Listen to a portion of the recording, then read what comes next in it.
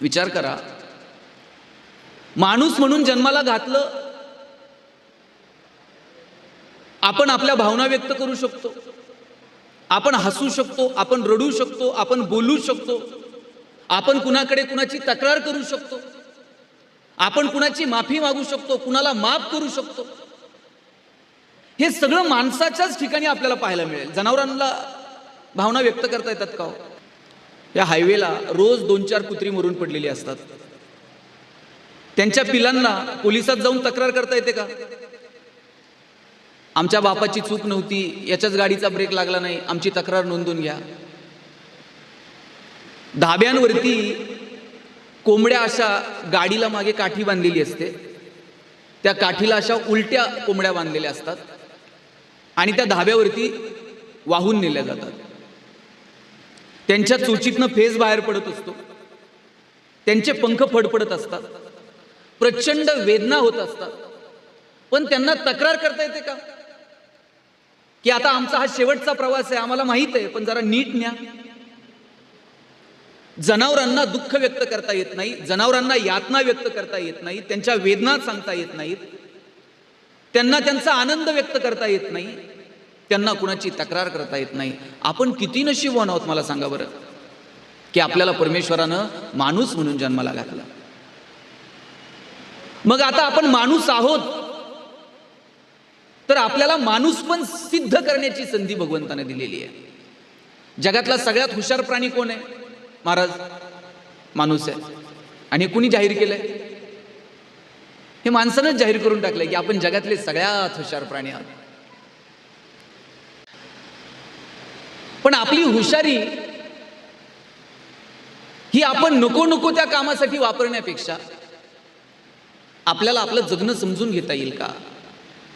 बरं, आपल्याला आपलं जगणं समजून घेण्यासाठी साधू संतांनी मार्ग दाखवलाय हो. त्यांनी सांगितलेलं प्रचंड असं ज्ञान तुमच्या माझ्या समोर खुलं करून ठेवलंय, फक्त तिकडं पाहण्याची गरज आहे. तुम्हाला एक पटेल असं थोडंसं उदाहरण सांगतो. एक बाई झाडाच्या खाली बसलेली आणि रडत होती. रस्त्यानं जाणाऱ्या एका माणसाने विचारलं, बाई का रडते? ती म्हटली, हातपाय आता चालत नाहीत, घरामध्ये मी एकटीच असते, नवऱ्याला जाऊन 4-5 वर्ष झाली, पोरगा परदेशात आहे आणि मुलगा परदेशात जो गेलाय तेव्हापासून त्यानं 1 रुपया मला कधी पाठवलेला नाही. आता माझा उदरनिर्वाह सुद्धा होऊ शकत नाही, म्हणून रडते. माणूस म्हटला, बाई पोरगा तर परदेशात आहे आणि तुला 1 रुपया पाठवत नाही? म्हणली, कसला आलंय हो, 1 रुपया पाठवत नाही. दर महिन्याला फक्त एक पत्र पाठवतो, त्यात एक रंगीत कागद असतो. काय करू त्या कागदाचं?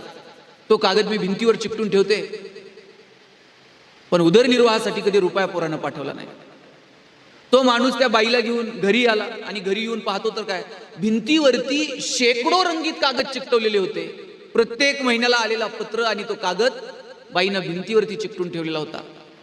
माणसानं त्या रंगीत कागदाकडे पाहिलं आणि तिला म्हटला, बाई हा नुसता कागद नाही, दर महिन्याला तुझ्या पोरानं तुझ्यासाठी 50,000 रुपयाचा चेक पाठवलाय. हा चेक आहे, हेच पैसे आहेत, हे बँकेत नेऊन जमा करायचं असतंय, मग तुझ्या खात्यावरती पैसे जमा होतात.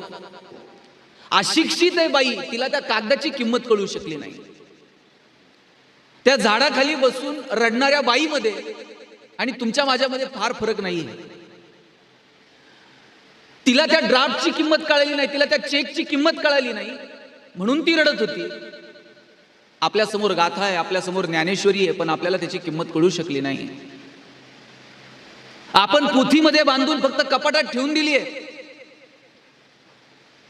पण आपलं जगणं सुकर करण्याची, आपल्याला अंतिम सुखापर्यंत नेऊन पोचवायची ताकद ज्ञानोबांच्या ज्ञानेश्वरीत आहे, तुकोबांच्या गाथेत आहे. ते आपल्याला समजू शकलं नाही. आपली आणि त्या आजीची कंडिशन सेम आहे, वेगळी नाही. हे औचित्य आजचं म्हणून सांगतो की आपल्याला जर आपलं जगणं सुकर करायचं असेल, सुखी करायचं असेल, तर फार मोठं वैभव तुमच्या माझ्या समोर आहे. ज्ञानेश्वरीच्या रूपानं, गाथेच्या रूपानं. जगण्याचा खरा अर्थ जर कुणाला समजला असेल ना, तर साधू संतांना समजला. काय जगली हो ही माणसं, काय मागितलं यांनी. भगवंताकडे काय मागावं हे साधू संतांकडनं शिकावं.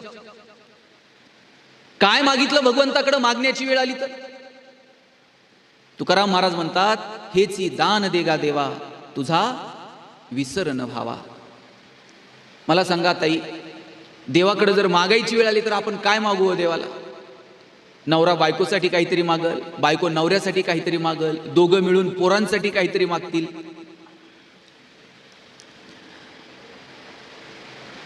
पण साक्षात भगवंतानं विचारलंय तुकाराम महाराजांना, काय मागायचंय ते मागा. आणि तुकाराम महाराज म्हटले, हेची दान देगा देवा तुझा विसर न व्हावा. देवा एवढंच दान दे की तुझा विसर कधी होऊ देऊ नको.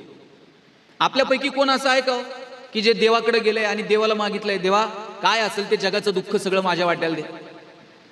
आपल्यापैकी अशी एक व्यक्ती नाही की जिनं भगवंताकडे दुःख मागितलंय. आपण सगळेजण भगवंताकडे काय मागतो? काय मागतो? सुख मागतो. एवढंसं पोरग जर आपण हाताला धरून मंदिरात नेलं तरी आई लेकराला काय सांगते? देवासमोर हात जोड आणि म्हण, देव बाप्पा सुखात ठेव. त्याला माहित नसतंय सुख काय. पण आपल्या सगळ्यांची अपेक्षा आहे की आपण सुखात राहायला हवं. पण कुंती परमेश्वराकडे काय मागते? कुंती भगवंताला म्हणते, द्यायचंच असेल ना देवा दुःख दे.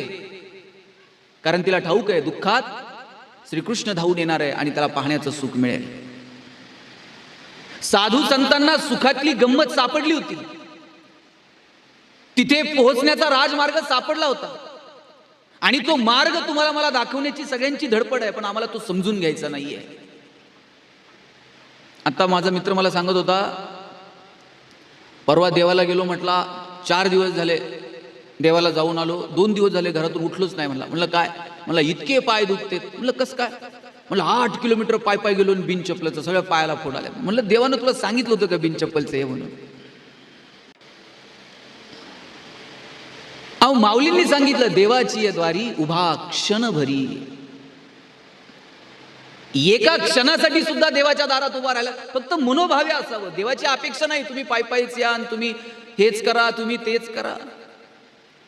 त्याची काही अपेक्षा नाहीये. त्याच्या दारात एका क्षणासाठी जरी उभं राहिलात ना, पण ती आंतरिक तळमळ, तो भाव, तो ओलावा, ते प्रेम, ती भक्ती तुमची असायला हवी, तर भगवंत सापडतो. आणि आज कलियुगामध्ये देव इकडं तिकडं तुम्हाला सापडायची गरजच नाही हो. देवाला सगळ्या ठिकाणी जाता येणार नाही, म्हणून देवानी आपली 2 रूपं प्रत्येक घरात पाठवून दिलेली आहेत. ज्यांनी तुम्हाला जग दाखवलं ना, ती आई आणि ते वडील. आई वडील ज्याला कळाले, मला वाटतं त्याला इकडं तिकडं जाऊन देव शोधायची गरज नाही. इको थोडं कमी करा. ज्या आई वडिलांमुळे आपल्याला ही सृष्टी दिसली, ज्या आई वडिलांमुळे आपल्याला हे जग दिसलं, तेच आपल्यासाठी खरं तर ईश्वर आहे, तेच आपल्यासाठी परमेश्वर आहे.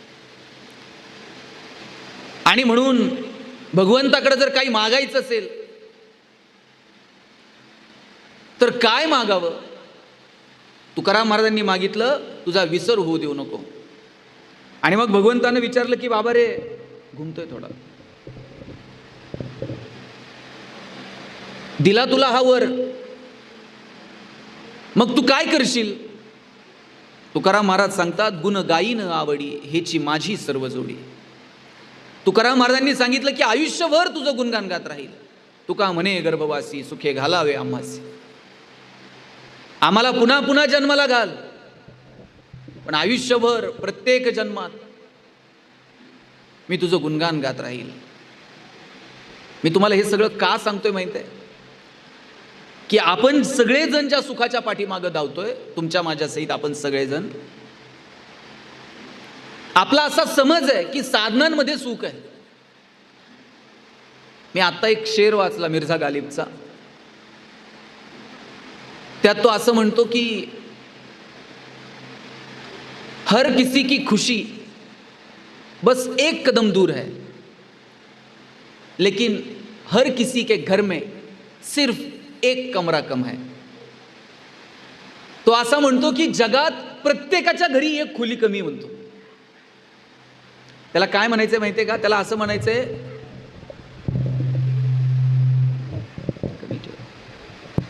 त्याला असं सांगायचंय की जगातल्या प्रत्येक माणसाच्या घरी एक कमरा कम आहे म्हणतो. म्हणजे ज्याच्याकडे एक खोली आहे ना, त्याला वाटतं आपल्याकडे 2 पाहिजे होत्या. ज्याच्याकडे 2 आहेत ना, त्याला वाटतं 3 खोल्या पाहिजे होत्या. ज्याच्याकडे 3 खोल्याचं घर आहे, त्याला वाटतं ना एक जरा कमीच आहे, पाहुणे रावळे आल्यावर कुठे हे करायचं, 4 असत्या तर बरं झालं असतं. आपला आनंद आपल्यापासून फक्त 1 पाऊल दूर आहे. फक्त आपल्या मनात जी भावना आहे ना की माझ्याकडे एक कमी आहे, ती भावना आपल्याला त्या आनंदापर्यंत पोहोचू देत नाही. साधू संतांना हे कळालं, खरा आनंद कशात आहे. इतरांच्या आनंदात त्यांनी आनंद पाहिला, इतरांच्या सुखात त्यांनी सुख पाहिलं. त्यांचं जगणं सुंदर होऊन गेलं. अहो काय जगले तुकाराम महाराज. तुकाराम महाराजांना एकानं विचारलं, महाराज काय कमवलं तुम्ही आयुष्यभर, काय मिळवलं. आयुष्यभर तुमच्या लेकरा बाळांच्या हाल अपेष्टा सहन कराव्या लागल्या, काय मिळवलं काय तुम्ही. तुकाराम महाराजांनी एक वाक्य सांगितलं, कौतुक वाटे झाली या वेचाचे. तुकाराम महाराज म्हणले, जगाला काय वाटतं मला माहित नाही, पण मी जे जगलो ना, माझं मला माझ्या जगण्याचं कौतुक वाटतंय. महाराज जगाला आपल्या जगण्याचं कौतुक वाटेल का नाही मला माहित नाही, पण आपल्याला आपल्या जगण्याचं कौतुक वाटलं पाहिजे. आपल्याला वाटलं पाहिजे की अरे मी जे जगलो ना, माझ्या जगण्याचं मला कौतुक आहे. मी कुणाला 1 रुपयाला कधी कुणाला फसवलं नाही, कधी कुणाला दुःख होईल असं मी वागलो नाही. जे काही मी कमवलं ते माझ्या कष्टाच्या जोरावरती कमवलं. भगवंताचा कृपाशीर्वाद, आईबापाची पुण्याई म्हणून मला हे मिळालं. माझ्या जगण्याचं मला कौतुक वाटतंय. हा भाव आपल्यामध्ये कायम असायला हवा. पण दुर्दैव असं की आपल्याला आपल्याही जगण्याचं कौतुक वाटत नाही आणि इतर कोणाच्याही जगण्याचं कौतुक वाटत नाही. एवढंच काय तर आपलं सुख आणि आपलं दुःख हे सुद्धा आपलं नाही हो. आपलं दुःख, आपलं सुख हे सगळं इतरांच्या क्रियाप्रतिक्रियांवरती अवलंबून आहे. ताई मला सांगा, घरात जर अचानक लाईट गेली तर तुम्ही काय करता? काय करता? अंधारात बसता, मग काडीपिटी बघता. काडीपिटी तर नंतर बघता, आधी काय करता? त्याच्या आधी शेजारच्याची आहे का नाही बघता. आणि समजा तुमचीच गेलेली आहे आणि शेजारच्याची लाईट असली तर किती वाईट वाटतं सांगा बरं मला. सगळ्या जगाचं दुःख आपल्याला आहे. बाई आपलीच गेली, शेजारच्याची आहे, आणि शेजारच्याची नसल्यावर किती बरं वाटतंय. जाऊ द्या म्हणते, सगळ्या गावाचीच गेली त्यात काय असते. म्हणजे दुःख सुद्धा सार्वजनिक असलं पाहिजे. माणसाचा भाव असा आहे, खरं तर सुख दुःख ह्या आपल्या आपल्या अंतर्मनाच्या कॅरेक्टरिस्टिक आहेत. पण आपलं सुख आणि आपलं दुःख हे इतरांच्या क्रियाप्रतिक्रियांवरती अवलंबून आहे आणि त्याच्यामुळं आपण सुखापर्यंत पोहोचू शकतो. काय म्हणतात ओ माऊली, किंबहुना सोय जीव आत्मयाचे लाहे, तेथ जे होय तया नाम सुख. माऊलींनी सांगितलं सुख कशाला म्हणायचं?